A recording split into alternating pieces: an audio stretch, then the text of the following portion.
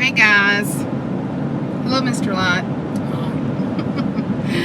We're on our way. It's Friday afternoon and we're going to go get something to eat for a little while. And the replica of the, I don't know if it's just the Vietnam Memorial Wall. I think it is. Do you remember? We saw it years ago. But anyway, definitely part of the Vietnam Wall is they have made a replica of it, and my brother had the honor of being a group of motorcyclists that escorted it out of Birmingham into another town close by, and he wanted to do that because our first cousin's name is on it, Raleigh Keith Reed, and he was shot down in Vietnam in 1972, and he was a great friend.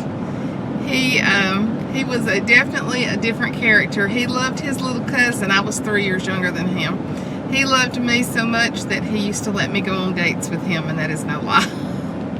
We would go and park and go eat, and you know how people would sit around parking and eating and stuff like that, and be him and his date and me. So we're going to go over and look at that and get a little bite to eat.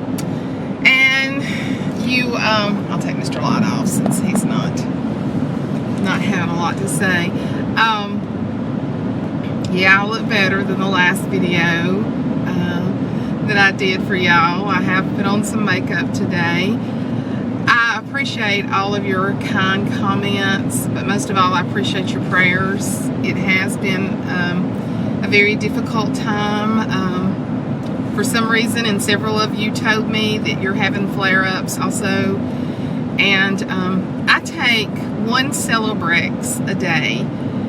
I've tried Lyrica, I've tried Cymbalta. All of those work great for pain, but they really mess with me. I'm very sensitive to medicine. So I take 1 Celebrex a day. And most of the time, that helps to keep the arthritic and the fibro pain under control. It's like John and I were talking. I have a little bit of pain every day. I can handle that. My chronic fatigue is what is the worst, and other things that go along with dysautonomia. But the pain, you know, as long as I'm able to move and get up and down, I can handle that. The pain I'm having right now in my hands and my wrist, my elbows, my knees, my feet, my rib cage, head, shoulder, it's pretty bad. It's pretty bad. So I was trying to think the last time that it was this bad. I'm wanting to say, I can't even remember, can you? I'm wanting to say it's probably been close to a year, maybe even, since I've had a flare up this bad. But anyway, thank you so much for your prayers. We're going to get through this. We're going to get through this and just pray for each other, and notice, you know, all the people that comment on my page, because there's many people who suffer with autoimmune, and we're going to get through this. But I wanted to share another devotional with you today.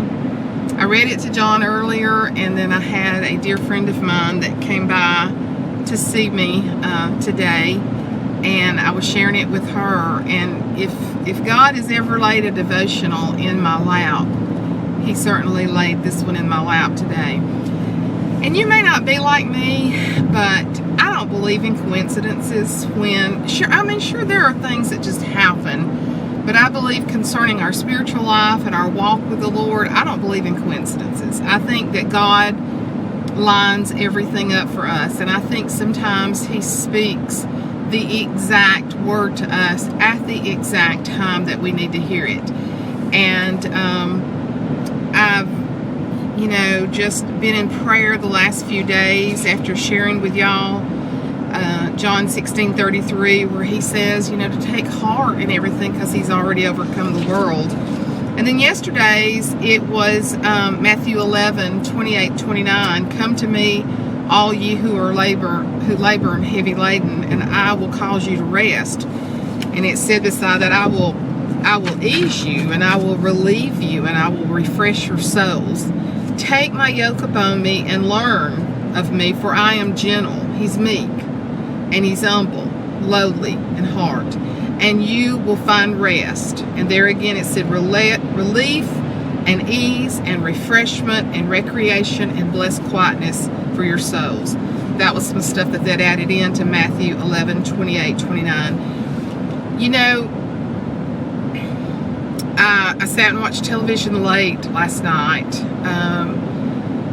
The peaceful demonstrations, when John and I came in last night, they had a split screen of Dallas and New York, and demonstrations like they were doing last night is a constitutional right that we have. They did, everyone that has spoken about the Dallas actual demonstration, because it was ending, is that it was peaceful. It was people speaking their thoughts, their minds, and that's our constitutional right, and we're blessed to have that. But then the shooting of our police officers. I mean, when something like that happens, some people stay away from the TV. I gravitate toward the TV because I want to know. It just, you know, it's disturbing, but I feel for them. And so I sat up kind of late last night watching some of it and just praying and just thinking, Lord, what a heavy load. You know, we're living, and I talked about that the other day, that we're living in a time that is very chaotic. And I'm going to tell you, if you don't have the peace of God in your life, man, you need to get the peace of God, because we're seeing a change come over our nation that unless there is a divine intervention, we will not see it go back to the way that we've always known America. I'm not saying it can't happen, but I'm saying the strife and discord that is there is great. I cannot imagine what the families of these slain officers are feeling today, knowing that their husband, their daddy, their brothers, their sons was out there protecting people of all races, because there were all races there, and to be shot down because they were white. My heart goes out to the families of the 2 black victims that's under investigation, and to know also that I don't know, none of us know until it is thoroughly researched. I do know the one in Baton Rouge. I have seen footage of that. I do know that I did not like the way that looked at all. But until we're there in that moment, until it's, you know, researched and they find out for sure what's going on, but we can't turn against each other.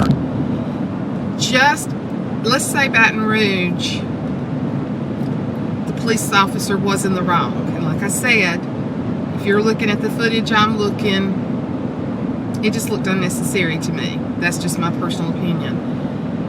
But, so you're going to hate all policemen because of that? That is the kind of stinking thinking that the enemy wants for us. That could just go in so many different directions. We've got to say, God, you find the justice. You bring justice about for these families, all of them. The 2 men that were killed, the police officers, all of them. You bring about to this nation what we need for healing.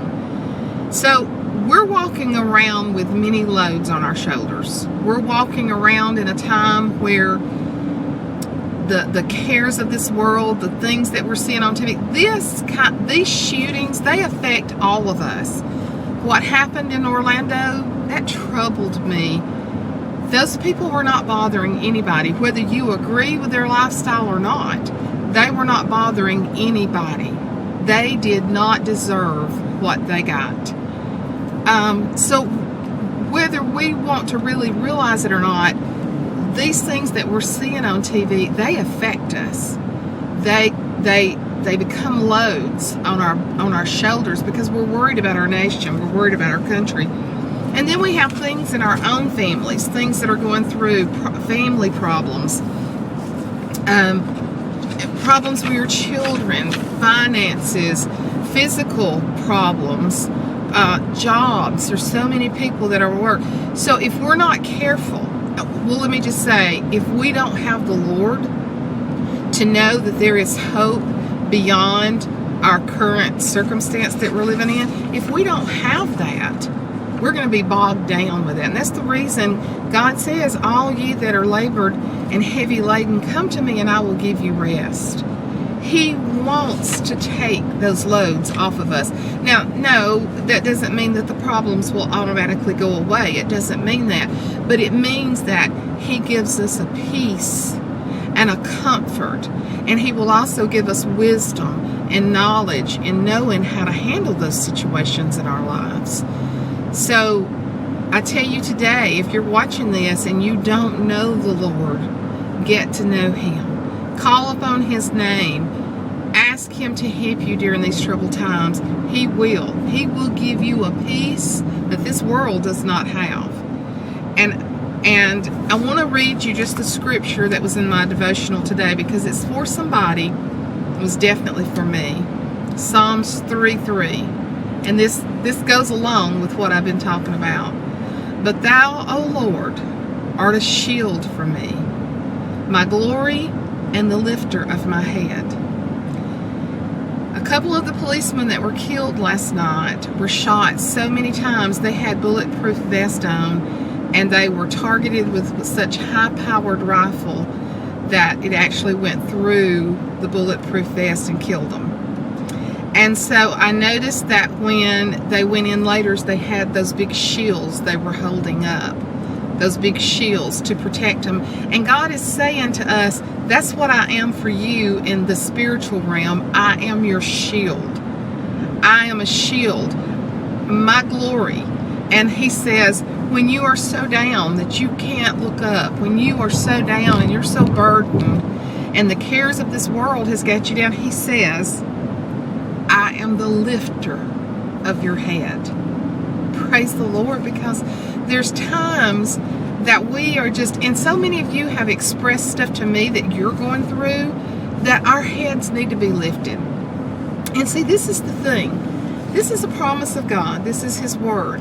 And when we're having those days and we're going through those difficult times, we say, Father, in Psalms 3:3 it says, but thou, O Lord, you are a shield for me, my glory, and the lifter of my head. He has to honor that. He has to honor that. One of the hardest things in life to do is to step aside and let God handle a situation. And now I'm talking to me, because I've been going through some things for the last few months that have burdened me so deeply. Those cares that are so heavily weighted on my shoulders. But my devotional said, you may have been wrong, falsely accused, and mistreated.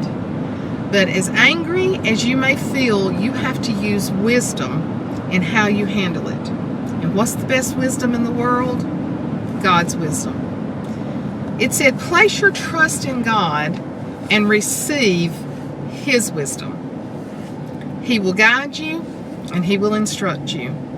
And when He says, do nothing, then you need to do nothing. And that's where I've been. And He reminded me of that today. When I read this to John earlier, he said, oh my Lord, that's just like it was written for you. Your nothing gives God room to do something about the situation that you're in. He is king and He is in control. So I'm telling you today, the reason I've come on here and I've told all of this, I know all of you are as perplexed about what our nation is facing as I am. I know so many of you have written me privately. You've made statements under my videos about things you're going through. And I say to you today, He's our shield and He's the lifter of our head. What is that? Did you just run out of the road? No. Okay. That was the car alarm telling me that I was approaching that car ahead of me too quickly. Oh, was that our shield taking place? That was my GMC shield. That was our GMC shield. Do you see what the thermometer's reading? 100 degrees. 100 degrees. All right, let me get back to this because I'm fixing to finish. That little beef, I was like, hello, Lord. I know he's been talking to me today. Let me tell you this, and what I was saying, so many of you have expressed things to me, and I know that you're feeling the same things that I'm saying, so let me tell you, trust that God will vindicate you. Trust that he will clear your name. Trust that he will prepare a table before you in the presence of your enemies. Trust that he will turn the heart of the king because the king's heart is in his hands. Move out of the way and let him be what you need him to be. The consequences of taking matters into your hands are endless, but the rewards of letting God fight your battles are great. I'm telling you, if I ever needed a scripture, I needed that today. Thou, O Lord, art a shield for me, my glory and the lifter of my head. And I know it's for y'all, and it's for this nation today. We have got to say, we can't fix this, but we know someone who can. We can't fix our personal problems, but God, it's in your hands. It is in your hands, and trust me, I'm going to be saying Psalms 3:3 a lot. It's probably going on our chalkboard when I get home too, because I know that God is saying, Suzanne, I am in control. Regardless of what the situation looks like, I am still on the throne. He's still on the throne. Now you got to make sure that he's on the throne of your heart too, so that when you pray to him and when you seek him, that he is going to hear and answer. If you don't know the Lord today, you need to cry out to him and ask him to save your soul. Find you somewhere, find you a church. So many of you, several of you, have started going to church because you have listened to these videos and you've realized the importance of being together. Folks, we've got to be together, and we've got to be in corporate worship, and we've got to come together and lean upon the Lord during these times. God was not taken off guard by what happened last night. I know it grieves his heart, but he is in control. He's in control. So I just wanted to share all that with you today. I know many of you have been watching, and I will go home this afternoon and I'll probably watch some more.